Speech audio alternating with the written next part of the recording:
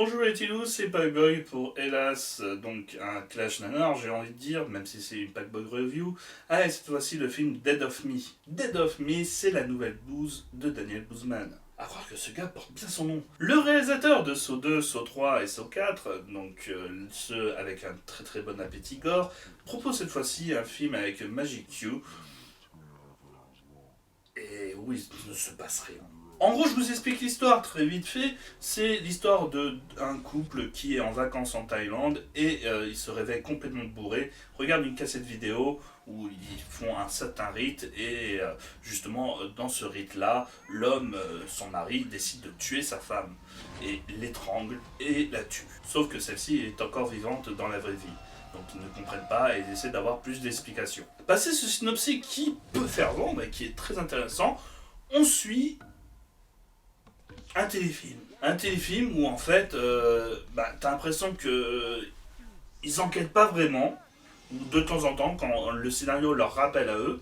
Et donc beaucoup de scènes sont étirées, et pour au final ne pas dire grand chose. D'ailleurs, spoiler alert, ne vous attendez pas vraiment à une logique par rapport à cette histoire. Et ne vous attendez pas non plus à une raison de cette vidéo. D'ailleurs, c'est ça qui est marrant, c'est que le film arrête pas de se contredire tout le long du temps, et même sur certaines scènes que vous apprenez 10 secondes avant, et ben justement elles sont tout de suite contredites 10 secondes après. Comme quoi, en fait, même le réalisateur, le scénariste se cherchait et que tout a été fait un petit peu au feeling. Je vais donc vous donner une petite spoiler alert, puisque je vais vous raconter la fin et vous montrer à quel point donc ce film est absurde. Et attention, voici un petit icon qui vous permettra de voir et d'aller jusqu'au bout du spoiler, sans que cela vous gâche justement la surprise si vous souhaitez voir cette blouse malgré tout. Donc, on apprend que la femme est véritablement morte, et que donc en fait c'est un aspect spectral et tout, et qu'elle ne peut que survivre en ayant un collier sur elle, qu'elle a récupéré tout le long du film.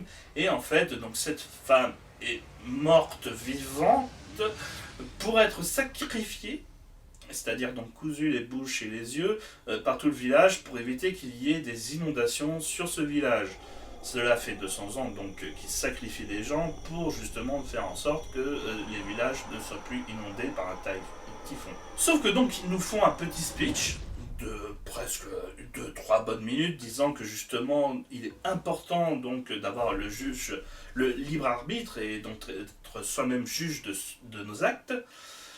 Et la nana, pourtant, Magic Q, qui est un petit peu morte, elle se dit non, j'ai pas envie de me sacrifier pour vous aider, j'ai pas envie de vous sacrifier pour vous aider, et décide au beau milieu du sacrifice de leur donner des coups de pied aux couilles et essayer de s'enfuir en bateau loin de ce village. Et ce, malgré qu'on lui a expliqué que si elle quitte ce village ou qu'elle enlève le collier, elle mourra. Sachant que cette personne est déjà morte, en fait. Justement, il faut comprendre, dans cette logique-là, donc, que les villageois ne laissent pas le libre arbitre à cette personne qui ne veut pas se sacrifier.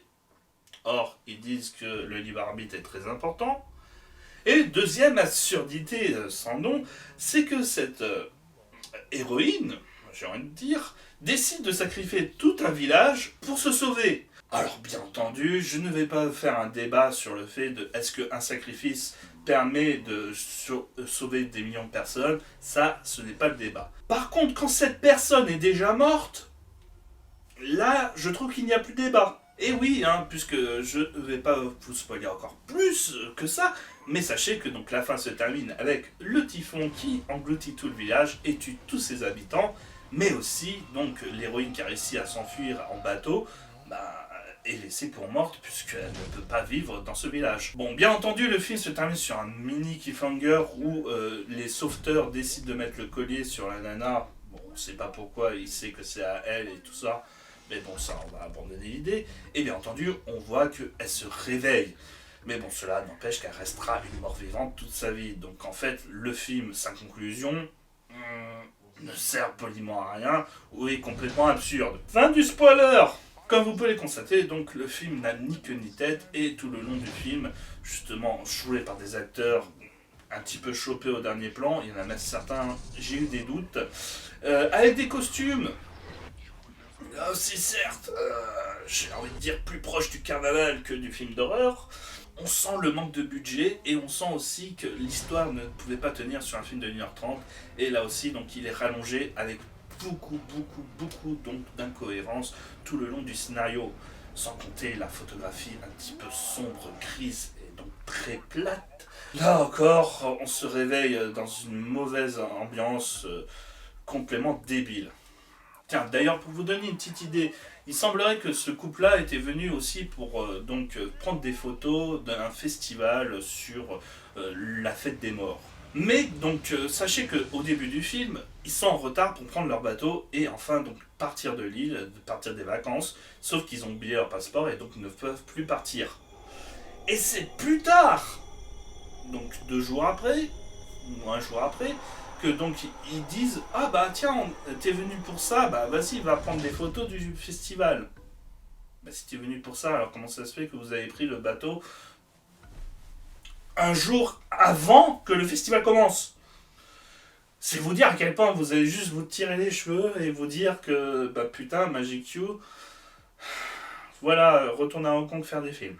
C'est pour ça que donc je donnerai un bon 1 sur 5 sur ce film qui ne mérite vraiment même pas votre attention, à part si vous voulez rire, mais dans ce cas-là, je vous conseille de prendre 2 ou 3 litres d'alcool avant.